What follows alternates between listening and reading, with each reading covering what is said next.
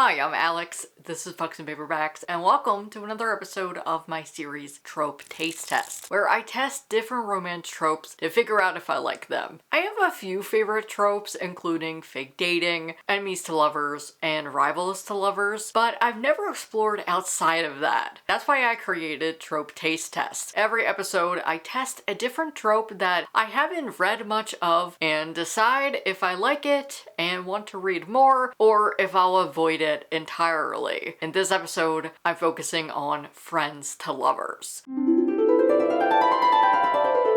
Now, I've read Friends to Lovers, but I don't know where I stand. When I've read it, it's been friends to enemies to lovers, or childhood friends to enemies to lovers, or childhood friends to lovers. But I still don't know if I like it. So I have picked 3 books that I'm going to read to decide if I like friends to lovers or not. What is the friends to lovers trope? According to firstdraftpro.com, the friends to lovers trope includes 2 characters who start their relationship as friends with a platonic bond and over the course of the story develop romantic feelings for each other. This transition from friendship to romantic love is a central theme, often highlighting a deepening of emotional intimacy and mutual respect. They also share characteristics of the friends to lovers trope. The friends to lovers trope is characterized by a slow burn romance where characters experience a gradual realization of their feelings. It is categorized as such because it mirrors real life relationships' complexity, showcasing the evolution of emotions and the depth of a bond that can lead to love. Its relevance in fiction lies in its relatability and the optimistic message that enduring love can grow from the seeds of friendship. The trope is prevalent due to its universal appeal, reflecting the journey from understanding and valuing someone as a friend to recognizing a deeper romantic connection. Let's go over my TBR. Melt My Heart by Bethany Rudder. I have tried to read this twice, so I thought this would be the perfect time to read it. It is a sapphic YA summer friends to lovers romance between 2 girls who I believe they're working at an ice cream stand. I did enjoy what I read of it, I just never had the time to read it, so I thought this would be perfect timing. I've also decided on A Little Kissing Between Friends by Cynthia C. Higgins. This is my first time reading from this author, and I've been meaning to read Devon and Chris Plan a Wedding, but I just haven't found the best time for it. Music producer on the rise, Sin the Star, knows what she likes. From her sickening beats in the studio to the flirty femmes she's been fooling around with, her ever-rotating roster has never been a problem until her latest fling clashes with Juicy, her best friend and the most popular dancer at strip club Sanity. It makes Sin see Juicy in a different light, one with far fewer boundaries and a lot more kissing. Jalicia Jones makes great money dancing the early shift and spends most evenings with her son, her Sanity family, or at Sin's house. Relationships are not high on the priority list until she's forced to admit that maybe friendship isn't the only thing she wants from her bestie. But hooking up with your ride or die is risky. Juicy isn't just Sin's best friend. Juicy is her muse. When Sin lays down her tracks, it's Juicy she imagines in the club, throwing it back to every note. If they aren't careful, this could crash and burn. But isn't real love worth it? This sounds so good. I love a music book, and I believe this is probably gonna get steamy. And last, I had to include a Cat Sebastian. She's one of my favorite historical romance authors, and I've chosen 2 Rogues Make a Right. Now, I have to just preface, this is probably going to be my winner, because one of my favorite tropes, which is the hurt comfort trope, oh my god, I ate that up, and that's what we have here, but it's also friends to lovers, so I feel like this is gonna be a winner. Will Sedgwick can't believe that after months of searching for his oldest friend, Martin Easterbrook is found hiding in an attic like a gothic nightmare. Intent on nursing Martin back to health, Will kindly kidnaps him and takes him to the countryside to recover, well away from the world. Martin doesn't care where he is or even how he got there. He's much more concerned that the man he's loved his entire life is currently waiting on him hand and foot, feeding him soup and making him tea. Martin knows he's a lost cause, one he doesn't want Will to waste his life on. As a lifetime of love transforms into a tender passion both men always desired but neither expected, can they envision a life free from the restrictions of the past? A life with each other? This is right up my alley. I just feel like if I don't like the rest of the book, this is gonna be my winner. Those are the 3 books I will be reading in this video. Let me know in the comments, what are your feelings on Friends to Lovers? Do you like it? Do you not like it? And why? Let's chat in the comments, and I'm gonna get reading. I'm about 60% into Melt My Heart, so I figured that I would update you. I'm so glad that I gave this a second chance. The last time I tried to read it was in 2022, and I got almost 50% in. I'm really enjoying this. I love a contemporary set in summer, and especially when the character wants to complete a bucket list. In this book, we have Lily, who is a twin to her sister Daisy, and she is learning that she has feelings for her friend Cassie. She's her best friend. They met in college. This is set in the UK, so I'll be using those terms. Lily wants to figure out who she is before she goes to university. She is awaiting her results to see if she got into Leeds, I believe. It's funny, the only context I have about like British school is Heartstopper. Because I'm like, wait, didn't Nick from Heartstopper want to go to Leeds?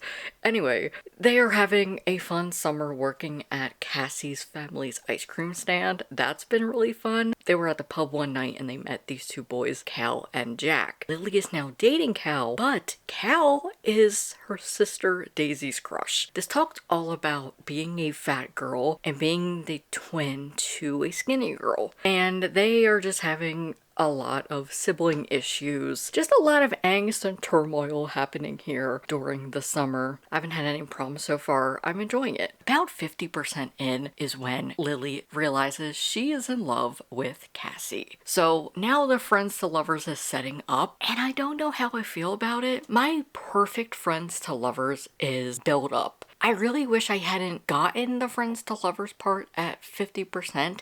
There are some hints to a crush. Specifically, there's a scene where they're on a double date and Lily is confused why she feels protective of Cassie and like she has to impress her in some way. She also experiences some jealousy, but she doesn't know why. So I get it there, but I think I just would rather it happen in the beginning of the book and then gradually happen, maybe like a slow burn romance. I'm hoping the book surprises me. I'm not upset about the way the Friends of Lovers is going necessarily, but I wish it was more slow burn than a realization 50% in and then kind of like gay panic or bi panic, if you will. I love stories about characters learning more about themselves, especially in YA when they are discovering their sexuality. I feel like summer before college is very common for that to happen, but I'm curious to see how it goes. Cassie is delightful. I'm really enjoying her. I like the writing, the characters, the storyline. It's going good. I really like the twin dynamics, just talking about how you can have some identity issues there, but I also like that Daisy is being called out on her shit because that girl has a lot of internalized fat phobia and she's projecting a lot onto her sister. However, I will say this is still a joyful fat book. It isn't filled with fat phobia. We don't have a character who feels down about themselves, but there are some comments where there's internalized fat phobia. I really like the way that the story is headed.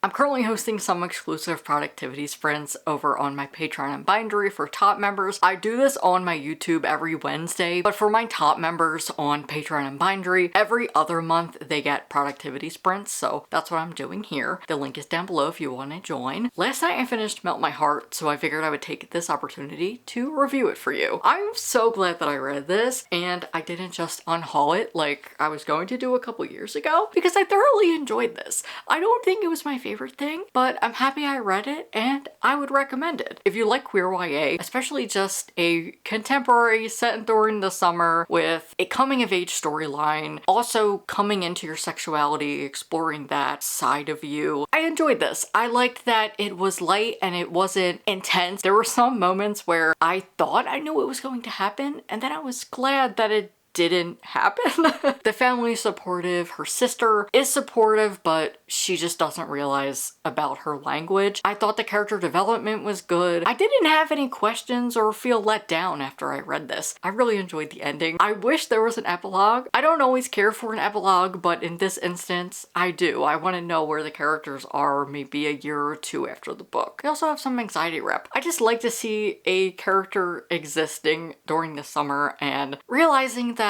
she is loved by many people in her life and she deserves good things. She deserves the things that her sister gets as well. It was a sweet contemporary. I loved the ice cream stand scenes. That is something that I love. I love a book where a character is working in like a food truck or ice cream stand, something like that. But you're here for the friends to lovers part. I didn't hate it, but I don't think it's my cup of tea. I have a specific plot in mind when it comes to friends to lovers. I want a character who just met somebody a couple years ago, they become friends, and then they realize that they actually like each other. This was somebody that she met when they were in college, which to me, I think it's like high school here. They hit it off, they became best friends. Lily actually realizes, no, I actually like this girl. I love that. I love a cute realization, and the love confession was great. This just didn't have any stakes. Like, there wasn't big conflicts that happen. If there is a big conflict, it's a misunderstanding. And honestly, that's exactly what I needed at the moment. I'm like, I can't deal with somebody cheating, or maybe it's not what you actually thought. This was great. Yes, there could be some more conflict, but it was more internal. It was things that the character did that get resolved pretty quickly. I feel like that happens in YA. Hey, would I have liked maybe a little bit more time of her realizing what the conflict is and breaking it up? Sure. But I'm not gonna complain about that. This was cute, I liked it, and I'm glad I read it. But when it comes to friends to lovers, it's not my favorite. But I didn't hate it. I did like the way it was executed. Just when I'm looking for friends to lovers, this isn't what I'm looking for.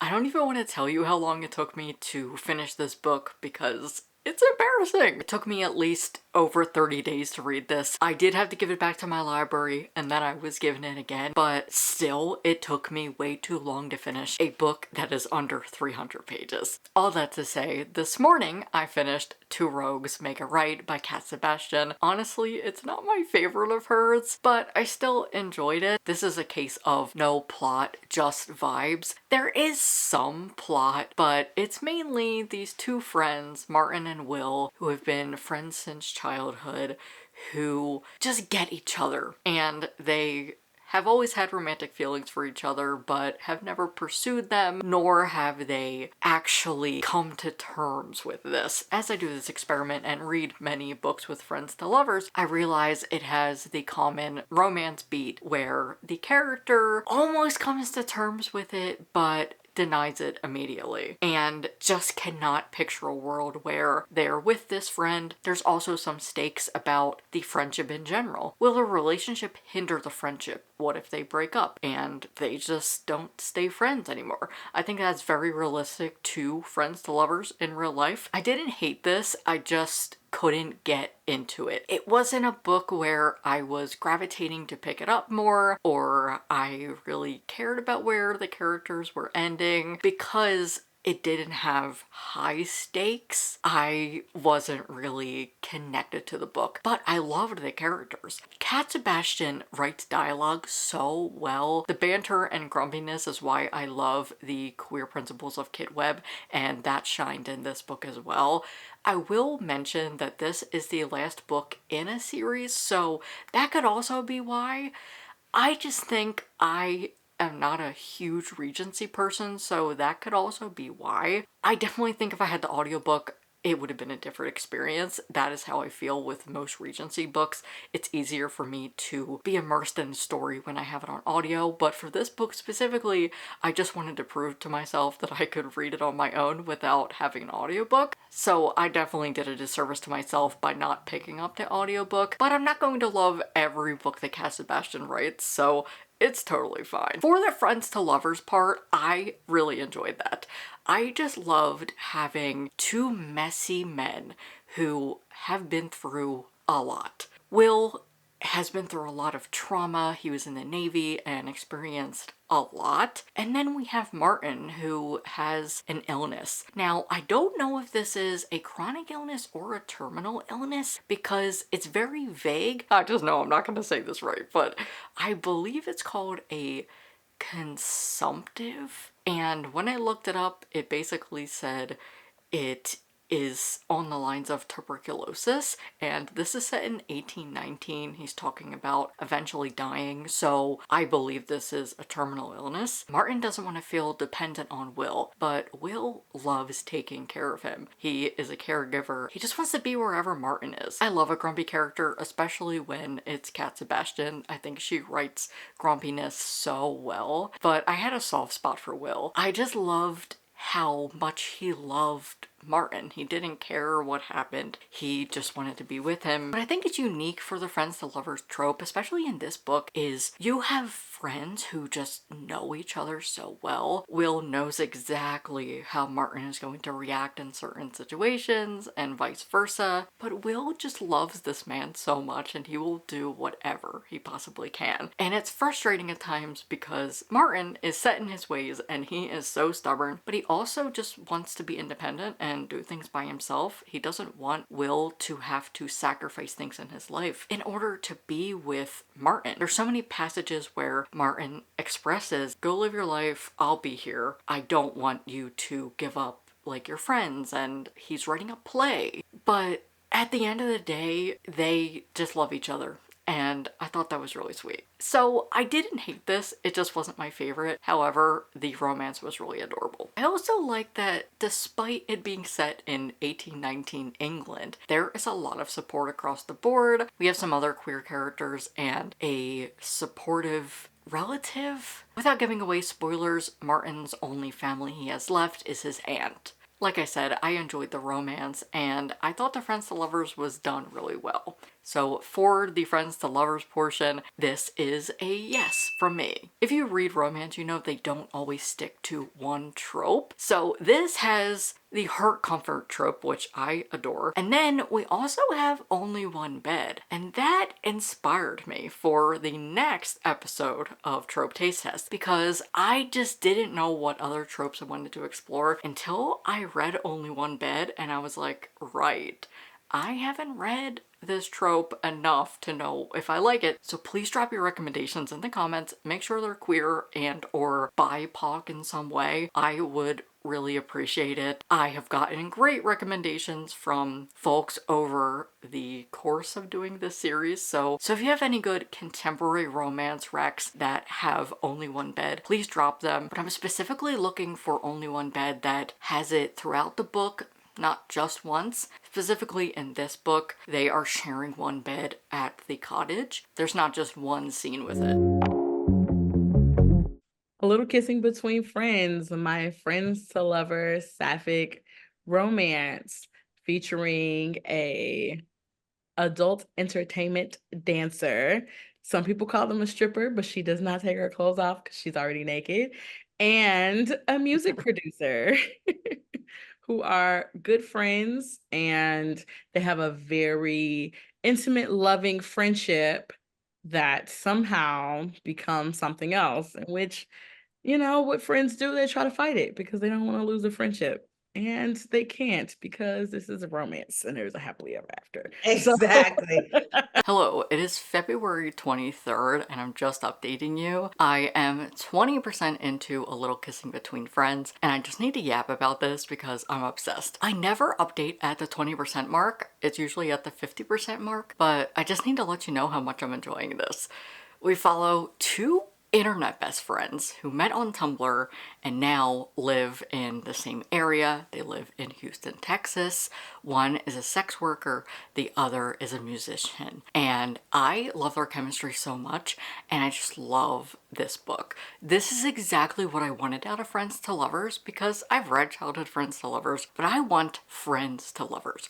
People who might have been friends for a couple years and they didn't know each other since childhood, and then they realize, hey, I want to be more than friends. That is sort of happening right now. This is my favorite thing in romance, when you have the person that just wants to deny all the feelings that they're having. They're just like, oh, well, I just love them as a friend. I like their personality. I like the way that they respect others, and just all of their characteristics that this person enjoys. And you as the reader is like, I know something you don't. I know something you don't.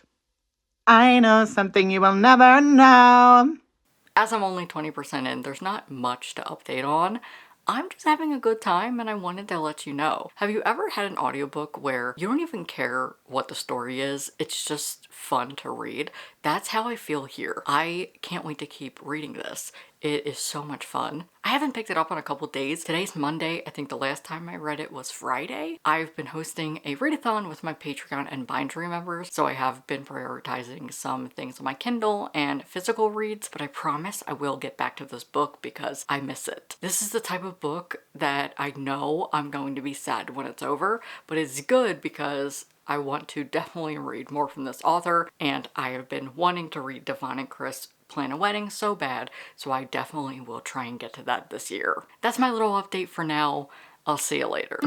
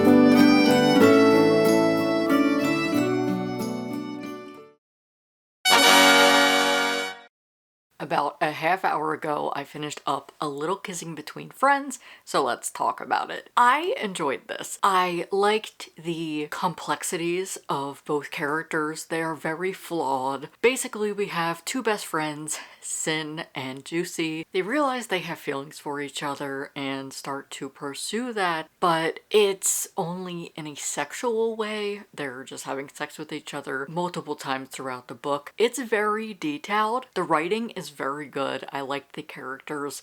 I love messy queers, so I enjoyed just seeing both characters at their low and building up from that, and seeing how their relationship changes as friends. Both characters are very flawed due to things that have happened in their life. Juicy's biological family disowned her, and she has had to build a chosen family. So she is very reserved when it comes to certain issues. Sind also has her problems. She has a lot of commitment issues, in my opinion. Just having to realize that the way that she went about relationships is now changing due to her realizing that she's in love with her best friend. But what I love about this book is they've only known each other for 3 years. That's exactly what I wanted in a friends to lovers. No childhood friends to lovers business. Somebody who has known a person for a certain length of time and they realize one day that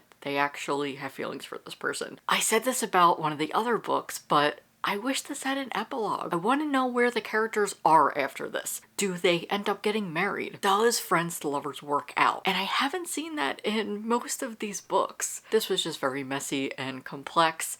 I will say the big conflict I don't know if I personally could get over, but I understand and appreciate the conversations they were able to have. It was very mature, though there are some moments of immaturity. I enjoyed this. I really liked the writing, and I'm just glad that I've finally been introduced to this author. Since I loved the Friends to Lovers bit, I am going to check this book off as well.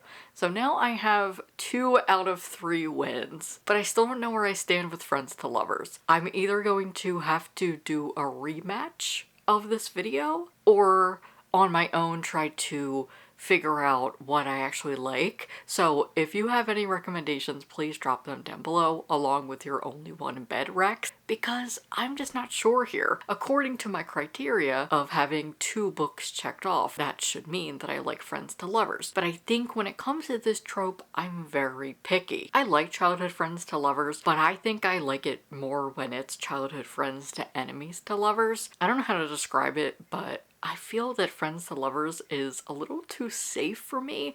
I want more stakes when it comes to this trope, so maybe that's what I need to seek out. So in conclusion, I am neutral about this. I would like to continue exploring the trope. Maybe I'll do a follow-up video where I do a rematch and just try again to see if I actually like this trope or not. That's why I picked it for this episode, because I'm just like, I don't know. Yes, I thought it was cute. I liked the romance, and I specifically liked how they are just so connected. It's different chemistry than just a one-night stand or meeting somebody at a cafe, a meet cute. This is somebody that you've had a relationship with prior to a romantic relationship. So for now, I'm neutral on the Friends to Lovers trope, but I would like to explore it more. Thanks for watching this episode of Trope Taste Test. If you enjoyed it, give it a like and leave a comment. It helps me out a ton. And if you're new here, hi, I'm Alex. I'm a trans man who loves to uplift queer and trans books on my corners of the internet, and I make fun reading vlogs like this. Hit subscribe so you don't miss a video. Thank you to my top members over on Patreon and Bindery. Your support means so much to me. If you want exclusive content and to interact with my community, go over to Bindery, become a free or paid member. I'm taking personalized book recommendation requests at the moment. If you need to catch up or want to rewatch some episodes of Trope Taste Test, I'll link the playlist here and you can subscribe there. Bye.